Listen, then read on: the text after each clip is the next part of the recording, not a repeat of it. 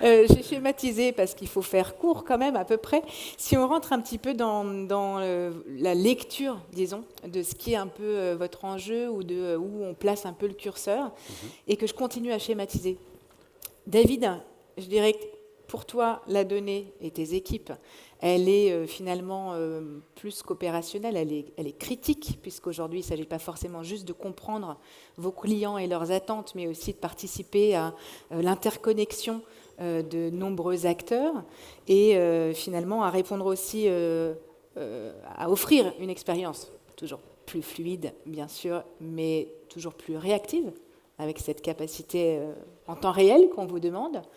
Quand finalement de ton côté, Ludovic, entre ta présence mondiale, la présence mondiale de L'Oréal et la dépendance aux canaux externes qui vous est propre, j'imagine que toi la question est plus celle de l'unification, à la fois de la connaissance client des contenus comme des activations. Et ça, ce n'est qu'une lecture. Donc est-ce que déjà, on se dit que quelque part, l'omnicanal est un sujet marketing chez L'Oréal et opérationnel chez SNCF? C'est le bon adjectif ou pas? Je vais commencer. Tu vas? Excusez-moi. Je pense que c'est définitivement une problématique marketing chez L'Oréal. Pourquoi ça? En fait, notre CEO nous a donné deux missions. La Beauty for All, donc on est plus dans une notion de conquête consommateur, de part de marché, mais aussi le Beauty for Each, donc une notion de personnalisation et d'individualisation de la relation avec ses consommateurs.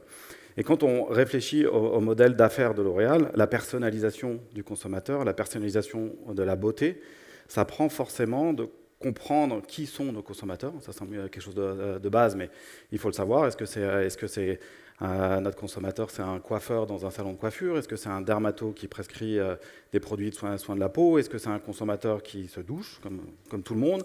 Est-ce que c'est quelqu'un qui cherche des produits de luxe? Donc quel est son environnement? Et quel est, quelque part, le contexte dans lequel il opère, son point de départ et son point d'arrivée. J'ai de l'acné, je vais essayer de régler ce problème. J'ai des clients dans mon salon, je veux être l'expert de la coloration. Et donc pour revenir à ta question, est-ce que c'est une problématique plus opérationnelle marketing? C'est les deux, mais avant tout marketing. Et quand tu te mets dans l'environnement de L'Oréal, comme tu l'as dit, il y a beaucoup de pays, il y a énormément de types de consommateurs différents, des pros, des non-pros, du grand public, du luxe. Il y a énormément de géographie. On n'a pas des consommateurs identiques dans l'Est du monde où c'est très conversationnel, où les données sont très, très disponibles. On a moins de données forcément en Europe, potentiellement en Amérique. Donc beaucoup de géographie et, je reviens sur ton dernier point, beaucoup de contextes de distribution, de canaux de distribution aussi. Et c'est là l'enjeu principal pour moi chez L'Oréal, c'est la capture du signal pour bien comprendre ce contexte consommateur, sachant que le signal, il est malheureusement pas souvent chez nous. Tu l'as dit, 30% de nos ventes sont faites en e-commerce. Généralement, c'est fait chez Amazon, typiquement qu'on voyait avec Jocelyn juste avant, ou d'autres partenaires. Donc il y a très peu de choses qui sont faites dans nos murs. Donc la capacité à capter ce signal, et finalement, c'est ça la vraie complexité, c'est ça le vrai enjeu. Okay. Donc bref, longue réponse, courte réponse, c'est une problématique marketing pour répondre à Beauty for All, Beauty for Each, et d'essayer d'individualiser. C'est une bonne synthèse des enjeux du marketing aussi. Hein. Marketing for all, marketing for each, ça marche aussi. Exactement. Enfin, mobilité for all, mobilité for each, ça marche pareil. Ça marche pareil, mais comme tu l'as dit, c'est effectivement plutôt une problématique opérationnelle. Il faut savoir que SNCF Connect, comme tu l'as rappelé, essaye de faire le pont entre le monde offline historique et le monde digital. SNCF Connect, c'est un service qui est récent, parce qu'il a moins de 5 ans. Il a été lancé en janvier 2022. Et ce qu'on a essayé de faire dès le lancement, c'est effectivement de réconcilier ce monde sur des sujets qui étaient extrêmement opérationnels et qui étaient même des sujets d'excellence client. Historiquement, dans les versions précédentes de SNCF Connect, il y avait un certain nombre de produits qui n'existaient pas en digital et qu'on était encore obligé d'aller acheter en gare et boutique. Ouais.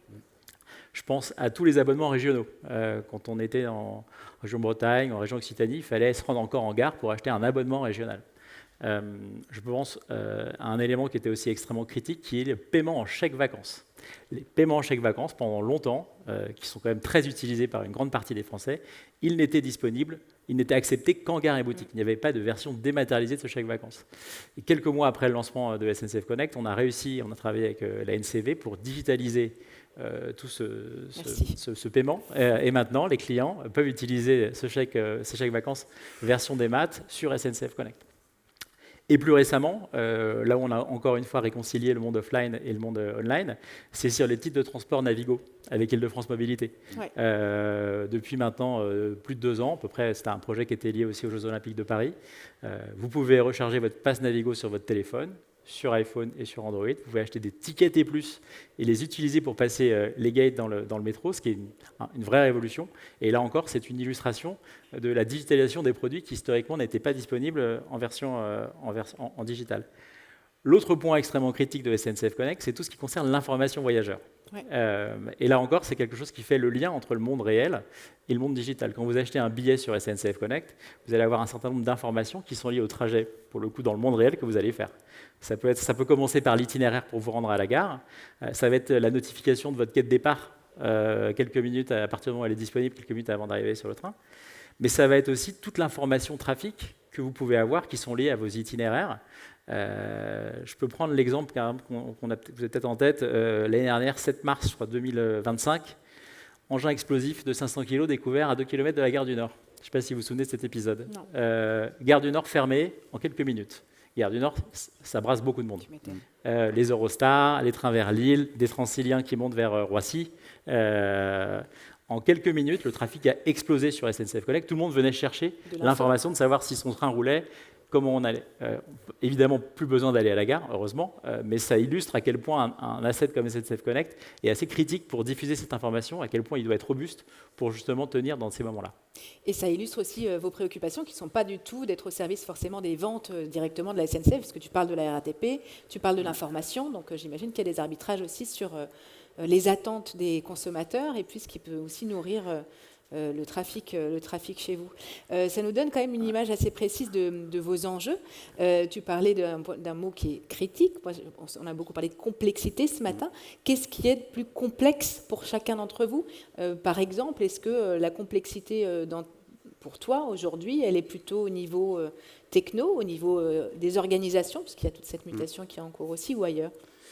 Un peu tout. Alors, technologique, c'est sûr, sachant qu'on a quand même une organisation assez décentralisée avec des écosystèmes qui sont par zone, ce qui ne facilite en rien notre travail quand on veut mettre à l'échelle un certain nombre de choses. Technique aussi, parce que quand on fait typiquement de la data collaboration avec des Amazon, avec des Carrefour, avec ce genre de partenaires, évidemment, ils arrivent avec leurs propres outils, leurs propres modèles de données, et il faut s'adapter. Donc, une complexité tech, une complexité organisationnelle aussi, dans le sens que donc, chez L'Oréal, en gros, on donne la direction au global, mais il y a quand même une vraie culture entrepreneuriale au niveau local. Donc ça, c'est une chance, c'est magique, parce qu'il y a constamment de l'innovation, de l'émulation, etc. C'est moins une chance quand on est au global, je te le garantis, parce qu'il faut quand même essayer que toute cette flottille de gens qui ont plein de bonnes idées avance à peu près dans la bonne direction. Et le dernier point, c'est la partie, je reviens sur la partie données, la partie data, c'est d'avoir une espèce de gouvernance, enfin c'est pas une espèce, c'est d'avoir une gouvernance de la donnée. Si qu'on parle d'IA ou qu'on parle juste de choses de marketing, automation, ce genre de choses, à partir du moment où on a des modèles de données et une compréhension du contexte consommateur qui sont basés sur des données différentes, avec des schémas différents, on se retrouve dans une logique de déploiement qui est extrêmement lourde. C'est coûteux, c'est complexe, ça casse, et donc en fait on gagne un peu, on perd un peu en capacité d'agilité et en force de ce qu'on peut exploiter d'un pays, le mettre sur une autre couche géographique. Ok. Et par rapport à toi, du coup, David, et par rapport à cette complexité, notamment sur l'agilité, j'imagine que par rapport au temps réel dont on parlait par exemple tout à l'heure, ça résonne chez toi un peu différemment ? Oui, nous, c'est vrai que la priorité, elle est vraiment donnée à la robustesse par rapport à ce que j'ai dit tout à l'heure. En fait, notre capacité à encaisser ces moments-là, à des charges importantes, l'explication sur l'infotrafic. L'ouverture des ventes aussi, c'est un temps fort. Nombreux à vous connecter à Noël, très tôt le matin pour prendre les billets pour aller au ski à Noël ou partir en vacances sur l'été. Et c'est vrai que en fait, là où on fait vraiment pas de concession, c'est vraiment de la résilience et la robustesse de nos assets. Et la qualité de la donnée pour l'activation va être importante, mais elle va être secondaire. La priorité, on a beaucoup investi sur ces sujets pendant 2 ans, c'est la robustesse de nos assets. Donc ça te permet d'avoir quand même pour le coup une priorisation qui est assez évidente. Mais parce que vous avez identifié ce point-là par rapport à ce que dit Ludovic et à la triple complexité, par exemple, évoquée entre gouvernance, alignement des équipes et techno. Du coup, toi, ta façon de prioriser les investissements et les chantiers, comment est-ce que tu la travailles? Oui. Donc, en fait, on essaie de... c'est un peu ce que disait Jocelyn précédemment. On essaie de... Oups là, il y a quelqu'un qui a fait un malaise. On essaie de mesurer la valeur incrémentale qu'on génère. Donc, de nouveau, si on se remet d'un point de vue consommateur, on disait il y a un état de départ, il y a un état d'arrivée, ou un expected state. Et on essaie de mesurer si on arrive à faire un progrès pour le consommateur sur cette échelle. Et ça amène un peu un autre enjeu. Tu parlais des challenges. C'est le challenge de la rigueur entre... faire quelque chose qui est très shiny, c'est rigolo, ça va faire bien dans les présentations intra-entreprises, etc. Et faire quelque chose qui réellement est utile pour le consommateur. Et donc, pour revenir donc, à ce que tu disais, David, la robustesse du système, etc., on n'en est pas encore là chez L'Oréal. Par contre, on est plus dans une logique de création de valeur pour le consommateur et d'implémenter des méthodologies de mesure justement de cette valeur pour s'assurer qu'on n'est pas en train de courir après des shiny objects qui vont concerner 10 personnes ou qui vont marcher dans le cadre d'un proof of concept et que dès qu'on va passer à l'échelle, plouf, ça va s'écrouler. Et c'est quoi le genre de méthodologie? Il y a beaucoup de A/B testing, tout simplement. Pour les gens de CRM, c'est des choses relativement simples. Donc, c'est de prendre des cohortes de gens et de regarder les diviser en deux. On change quelque chose dans l'expérience ou on utilise des points de données différents et on essaie de mesurer si la version standard versus la version améliorée crée réellement quelque chose. Et en fait, c'est un exercice hyper intéressant. Je ne sais pas comment sont les différentes cultures d'entreprise de tout le monde, mais c'est la culture d'apprentissage et la culture d'acceptation que quelque chose ne marche pas. Il y a beaucoup d'efforts à faire là-dessus. Et des renoncements à accepter. Exactement. Et de se dire, OK, on a testé, ça ne marche pas, donc on a appris. Formidable. Ça veut dire qu'on n'a pas besoin de cette donnée, on n'a pas besoin de cette activation. Mais c'est quelque chose dans le logiciel, en tout cas L'Oréal, de se dire, oui, ça ne marche pas, c'est difficile. Donc la culture de la rigueur et de l'incrément est forcément quelque chose de très important aussi. OK. Et toi, pour le coup, vous avez aussi des renoncements sur lesquels tu veux revenir. Enfin, on pourra reparler, d'ailleurs, on parlait de l'outil conversationnel, plutôt de ce que vous avez appris à partager de positif là-dessus. Mais notamment, voilà, sur les 2 points, qu'est-ce que tu pourrais partager aujourd'hui sur vos approches? Sur le conversationnel, on a fait quelques renoncements. On pourra parler peut-être juste après. Pour revenir sur les sujets de données de qualité, c'est l'autre sujet qui arrive après la robustesse. Je pense que là-dessus, on se rejoint avec Ludovic. On priorise en fonction des cas d'usage qu'on a envie de déployer. On collecte les données uniquement dont on a besoin. On n'est pas dans une logique de collecter pour collecter. On a effectivement, tu l'as rappelé, beaucoup de clients, beaucoup de données, beaucoup d'utilisateurs. Et en fait, à un moment, ça n'a juste aucun sens de tout stocker sans savoir si on va en faire quelque chose plus tard. Donc on a une approche quand même qui est assez sélective de la collecte de données et de l'utilisation. Et en fait, quand on est à peu près sûr des données qu'on a collectées et qu'on a un bon niveau de qualité, on peut derrière déployer des cas d'usage à valeur.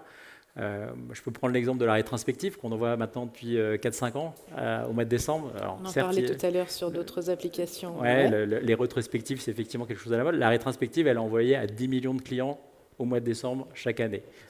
Il y a 10 millions de versions différentes. Chacun a sa propre consommation de SNCF Connect. Tout le monde connaît, bien sûr. C'est vos historiques de voyage en train. Tout le monde doit faire... oui, c'est ça. Les nombres de trajets sur l'année, la région que vous avez le plus visitée, les économies de CO2 que vous avez générées également en prenant le train.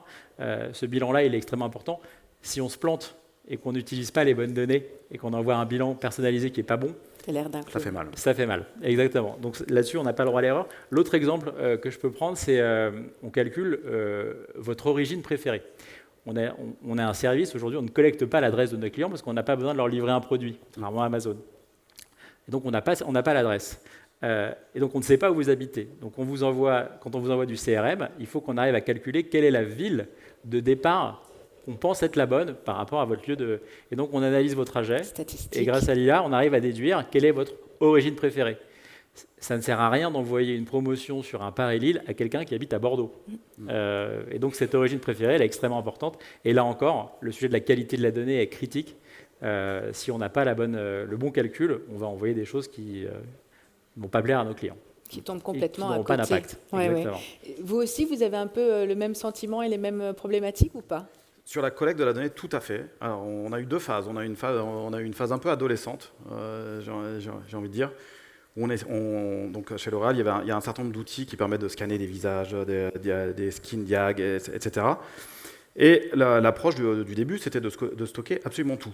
Donc, on récupérait dans les bases CRM, je vous l'ai dit, on a différents outils CRM, donc ça veut dire qu'on faisait des intégrations de données de centaines de champs, mais des champs genre la taille de l'oreille, la couleur de l'œil droit, la couleur de l'œil gauche. Enfin, très clairement, des choses sur lesquelles on ne peut rien faire. Donc, de nouveau, il a fallu revenir un peu au basique. Est-ce que ça sert à améliorer l'expérience du client? Comment on mesure cet incrément de valeur? Et il faut accepter d'arrêter d'intégrer des données sur lesquelles on ne sait absolument pas quoi faire d'un point de vue marketing opérationnel. Donc revenir à des choses beaucoup plus basiques. Si on prend le soin de la peau, par exemple, moi, en gros, j'ai besoin de 3 points de données. Ton âge réel, l'âge que tu déclares, ça va me donner quelque chose d'intéressant. Franchement, je le prends mal. 25 ans. Et ton genre. Et avec ça, déjà, on peut faire des journées tout à fait intéressantes. Quand il s'agit de l'acné, c'est le type d'acné, ce genre de choses. On n'a pas besoin d'énormément d'informations pour avoir ce contexte. Et pour revenir au tout début, je vous ai expliqué, les données sont un peu partout. Donc nous, on a un coût pour aller chercher la donnée qui est considérable. Si je dois aller chercher une donnée, je ne sais pas, de comportement sur un site web, si le site web n'est pas chez nous, extrêmement complexe. Il faut faire des accords avec des partenaires, il faut faire des intégrations. Donc il faut vraiment être sûr qu'on soit sur les bonnes batailles. Et c'est la même chose sur l'IA, sur la use case d'IA, comme on en discutait avec eux. S'assurer qu'on est sur les bonnes batailles. Exactement. Et donc être prêt aussi à cutter des pilotes qui ne sont pas finalement au niveau de vos attentes. Exactement. En ayant la rigueur de la mesure, c'est-à-dire qu'avant même de commencer, de savoir comment on va mesurer le succès, des fois, de même dire, c'est quoi le succès? Est-ce que le succès, c'est un succès interne, on a fait quelque chose? Voilà, ça, fine. Mais si le critère de succès, c'est vraiment d'amener quelque chose de différent et d'incrémental pour le consommateur, comment on le mesure et comment on le scale après une fois que ça marche? Ou comment on l'abandonne si ça ne marche pas? Et comment est-ce que justement, tu travailles, toi par exemple, David, sur ce sujet, puisqu'on parle du use case IA, pour t'assurer d'être au bon endroit, de développer les bonnes fonctionnalités? C'est ce que Ludovic évoquait. Je pense qu'il faut poser les cas d'usage et en fait les indicateurs de performance qu'on va chercher derrière à faire bouger. On a beaucoup travaillé sur les canaux conversationnels justement motorisés à l'IA, comme beaucoup d'acteurs, parce qu'on a des gains de productivité importants. On réduit les délais moyens de traitement, on réduit les temps d'attente et donc à la fin on améliore les satisfactions clients. C'est ce qu'on cherche à faire en priorité. Mais dans l'époque qu'on n'a pas passé à l'échelle, il y avait par exemple l'utilisation de l'IA générative pour répondre aux mails. Il y a encore à peu près 10% de nos clients qui nous contactent par mail. C'est historiquement un canal qui a un niveau de satisfaction assez bas, parce que le délai de réponse, il est forcément un peu plus important par rapport à du téléphone ou de la messagerie instantanée. Et donc on s'est dit, avec l'IA générative, on va pouvoir entraîner des modèles qui vont répondre plus vite. Et donc on va améliorer la satisfaction client. Et en fait, quand on a commencé à utiliser ça, on s'est rendu compte que les satisfactions clients étaient moins bonnes. Alors, on a évidemment dit à nos clients que les réponses, elles étaient... Et l'acceptation du client d'une réponse générée par l'IA générative, elle est tellement mauvaise à ce stade qu'on a eu une très mauvaise SAT et on a arrêté. Je t'écris en tant qu'humain et tu m'envoies ta machine. Exactement. Ce qui est pourtant la même chose que sur un bot. Mais le canal email, alors peut-être que les profils des clients qui utilisent ce canal est différent et du coup, leur niveau d'acceptation était beaucoup moins bon. L'acceptation n'est pas la même. Vraiment, la psychologie humaine, c'est quand même super intéressant. On parle justement de ROI et vous parliez de définition de la valeur et de comment est-ce qu'on arrive à le définir. Comment est-ce qu'on arrive à passer finalement, ce matin on disait d'un marketing de moyens à un marketing de résultats. Comment est-ce, d'après vous, on arrive à passer d'un CRM de relation client à un moteur de valeur pour demain? Vous avez... 12 secondes. C'est ça. Non, on va prendre 5 minutes. Je pense qu'il faut des convictions au niveau des dirigeants d'entreprise déjà qui sont fortes sur ces sujets-là. Depuis très longtemps, on parle du fait qu'il faut investir dans le CRM, mais en fait, les budgets partent souvent dans l'acquisition, dans les médias, et trop souvent, on délaisse le CRM. Donc, quand on a des dirigeants d'entreprises qui ont des convictions fortes sur le CRM, on a derrière des moyens. Et des moyens qui permettent de développer des cas d'usage, de se doter d'outils performants qui permettent d'adresser des clients sur des logiques d'orchestration un peu différentes. Je pense qu'il faut aussi poser des indicateurs de performance ambitieux autour de du Customer Lifetime Value, des scores d'anti-churn, des scores d'appétence qui sont des scores un peu nouveaux. Nous, de plus en plus, chez SNCF Connect, on utilise la satisfaction client dans le CRM comme indicateur qui nous permet de nous améliorer. Donc, on n'est pas, comme tu l'as dit, dans une logique uniquement business, mais on cherche aussi à envoyer des messages qui ont du sens et qui résonnent auprès de nos clients. Okay. Mais ouais, je pense que c'est une des transformations importantes. Si l'argent continue à couler chez Google et chez Meta et pas dans le CRM, on n'arrivera pas à avoir un CRM ambitieux qui, du coup, drive de la performance et devient un moteur de croissance. Reflécher les investissements et remobiliser les dirigeants, quoi. Un peu de lobby. Ouais, ou si, encore une fois, les dirigeants sont à l'initiative justement c'est ce qui peut se passer de mieux. C'est ce qui fera la différence. Ouais. Et toi, ton point de vue sur ce sujet ?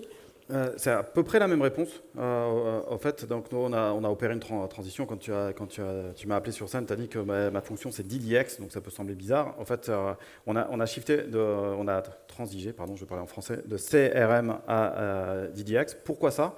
Parce que le CRM était vu comme un canal de communication chez L'Oréal et était honnêtement vu comme du free média, du média gratuit. Ouais. Donc on n'a pas besoin de passer par Meta ou Google pour faire du média, on va lancer des messages, des SMS, des WhatsApp et des emails. Et en fait, pour reprendre exactement ton point, à partir du moment où on a dit, OK, mais la donnée consommateur et la science de l'audience, la science du signal de l'audience, elle sert évidemment le direct, la loyauté, etc. Mais elle sert aussi le média. On se rend compte que quand on utilise des audiences first party en média, notre retour sur investissement est nettement meilleur. Donc on a quantifié ce retour sur investissement. On a fait la même chose sur l'indirect. Parce que toute la science de l'audience, elle s'applique sur Amazon, avec AMC, elle s'applique chez Carrefour, où on a un accord de collaboration. Donc de nouveau, on crée de la valeur. Et on s'est rendu compte au fait qu'on captait qu'une toute petite partie de la valeur quand on se concentrait sur le CRM en tant que canal de communication. Et à partir du moment où on a élargi aux médias et on a élargi à l'indirect, à l'e-commerce at large, et on est rentré beaucoup plus dans le jeu. Dans le juste. Exactement. Ouais. Et maintenant, on a des porte-paroles en interne qui ne sont plus du tout les gens de CRM, c'est les gens de médias et c'est les gens d'e-commerce. Donc, c'est beaucoup plus facile d'avoir des investissements. Super intéressant. On va peut-être, j'ai encore plein de questions, mais prendre un peu de science de l'audience et voir aussi les questions que ça vous évoque dans vos organisations. Donc, allez-y, prenez le micro et levez la main.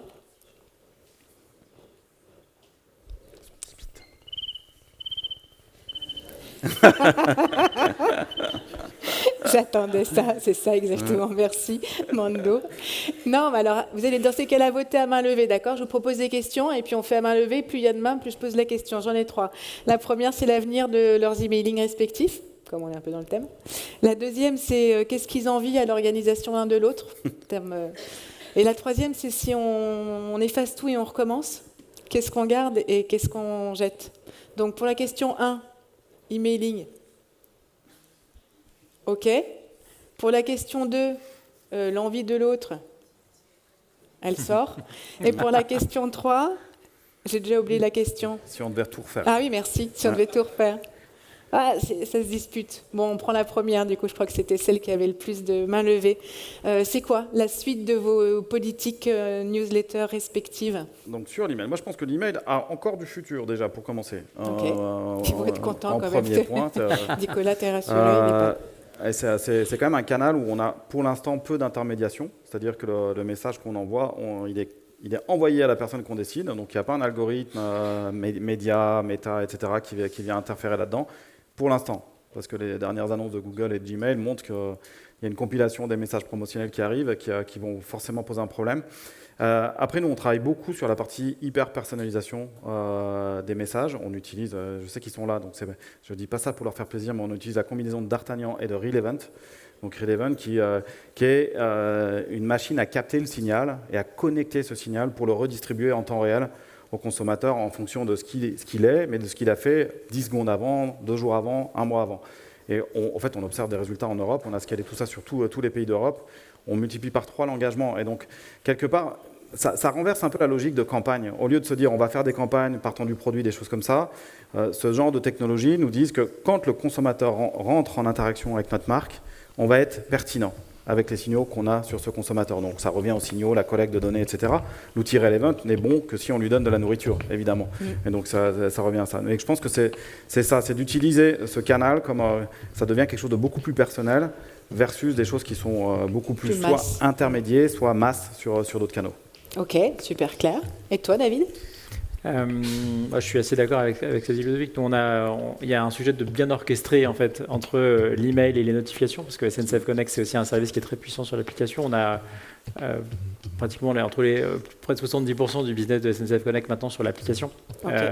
Et donc, on a aussi un enjeu de réussir à faire ce qu'on fait bien en CRM sur maintenant du CRM mobile. C'est un enjeu assez important. Réussir aussi à bien comprendre ce qu'attendent nos clients. Effectivement, la personnalisation, l'hyper-personnalisation, c'est des sujets qu'on travaille beaucoup, mais comme je l'ai dit, on travaille aussi beaucoup sur des sujets pas business. Les satisfactions les plus élevées chez nous peuvent être sur des sujets d'accompagnement client. On envoie par exemple régulièrement des newsletters pour faire de la pédagogie sur le phishing. Un énorme sujet chez SNCF Connect et globalement chez la plupart des gros e-commerçants qui sont extrêmement exposés à ça. Et on a des très très bons retours de nos clients qui nous remercient de les sensibiliser à ça. Ça leur permet d'éviter de tomber dans les pièges. Ah oui, sur de l'éducation. Oui, de l'éducation. Et donc on voit globalement, on tend de plus en plus vers ça. Travailler aussi les contenus pour générer de l'envie et penser l'expérience de bout en bout. C'est également extrêmement important. Product Delight, finalement, ça boucle aussi avec les sujets de tout à l'heure. Je sens que Mando a envie de reprendre le pouvoir sur cette scène, à moins que quelqu'un ne se lève et crie la dernière question de cette session. Je vais garder les miennes pour la prochaine occasion ou pour le déjeuner. Merci beaucoup à tous les deux d'avoir été avec nous. C'est parce que j'ai pas... Voilà, c'est la question WhatsApp. Alors, ça aurait pu être un gimmick quelque part. Il y a un micro qui arrive dans quelques secondes.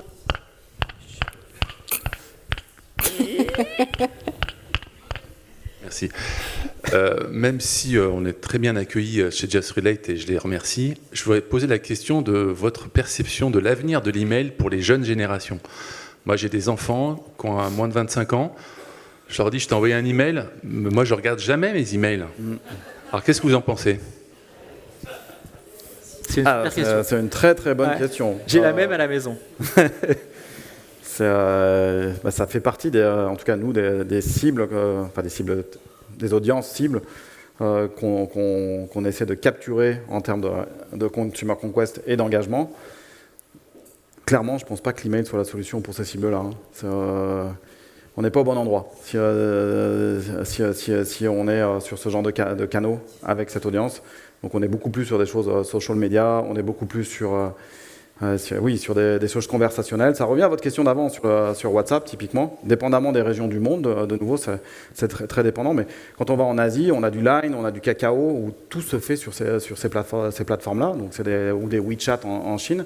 En Amérique latine, c'est WhatsApp à fond. Et très clairement, dans ces zones-là du monde, l'email n'existe quasiment plus. En Inde, il n'y a pas d'email.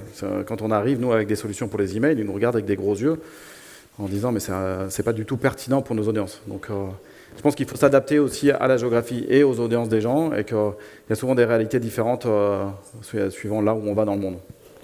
On donnera un droit de réponse à Nicolas pour savoir si lui il a un autre éclairage sur cette cible-là, à moins que tu aies quelque chose à ajouter sur la cible. Oui, j'ai peut-être juste un exemple, mais effectivement, on a une newsletter qui s'appelle Correspondance qu'on envoie une fois par mois, qui est autour justement des destinations des contenus. Et on a arrêté d'envoyer, en fait, on a analysé la satisfaction client par tranche d'âge, et on a arrêté d'envoyer une newsletter sur les moins de 25 ans. Et en fait, ces contenus-là, on les a un peu produits différemment pour les diffuser sur les réseaux sociaux. Et en fait, donc, le message est le même, mais le canal de diffusion n'est pas le même. On a un peu changé de fusil d'épaule de manière à adapter le support à la cible.